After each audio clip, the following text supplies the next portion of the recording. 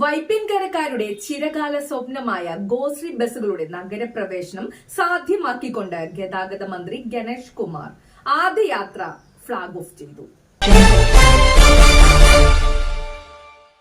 വൈപ്പിൻകരയ്ക്ക് പുതുപ്പിറവിയേകി ഗോശ്രീ ബസ്സുകളുടെ നഗരപ്രവേശനത്തിന് സമാരംഭമായി ഗതാഗത മന്ത്രി കെ.ബി. ഗണേഷ് കുമാർ KSRTC സ്വകാര്യ ബസ്സുകൾ ഫ്ളാഗ് ഓഫ് ചെയ്തു.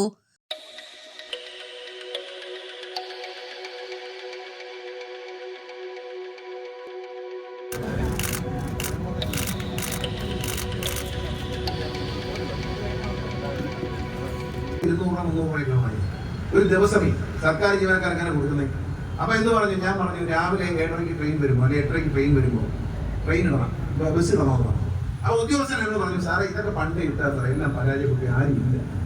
കാര്യം എന്താണെന്ന് 8:30 ട്രെയിൻ വരും, ബസ്സിന്റെ ഡ്രൈവർക്ക് സമയം കൊടുത്തിട്ടുണ്ട്.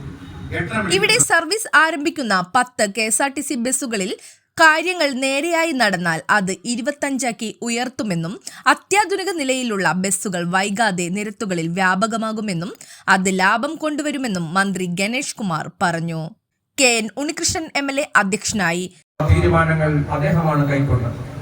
ബഹുമാന്യനായ കേരളത്തിന്റെ മുഖ്യമന്ത്രിയായിരുന്ന ശ്രീ A.K. ആന്റണിയുടെ കാലത്താണ് പാലം കമ്മീഷൻ ചെയ്തതെങ്കിലും അദ്ദേഹത്തിന്റെ എല്ലാ പരിശ്രമ ഫലമായും അന്നത്തെ ഇടതുപക്ഷ ജനാധിപത്യ മുന്നണിയുടെ കൺവീനറായിരുന്ന സ്വാതന്ത്ര്യ സമര പോരാളിയും കമ്മ്യൂണിസ്റ്റ് പാർട്ടിയുടെ നേതാവുമായിട്ടുള്ള ശ്രീ M.M. ലോറൻസ് അദ്ദേഹം LDF-ന്റെ കൺവീനറായിരിക്കുന്ന സന്ദർഭത്തിലും ഈ പാലം നഗരപ്രവേശനത്തിനായി പ്രതിഷേധങ്ങൾക്കിറങ്ങിയ വിവിധ സംഘടനകളുടെ പ്രതിനിധിയായി ആവശ്യത്തിന് നിയമപരമായ പ്രാബല്യം നേടിയെടുക്കാൻ മുൻപിൽ നിന്ന് നേതൃത്വം നൽകാനായതിലും ഉത്തരവാദിത്തം വഹിക്കാനായതിലും അതിയായ ചാരിതാർത്ഥ്യമുണ്ടെന്നും MLA അറിയിച്ചു. ഗോശ്രീ പാലങ്ങൾ വന്നിട്ടും 2 പതിറ്റാണ്ടിലേറെയായിട്ടും ഗോശ്രീ ബസ്സുകൾക്ക് നഗരപ്രവേശനം സാധ്യമല്ലാത്ത അതീവ ദയനീയാവസ്ഥയ്ക്കാണ് ഇപ്പോൾ മാറ്റമുണ്ടായിരിക്കുന്നത്.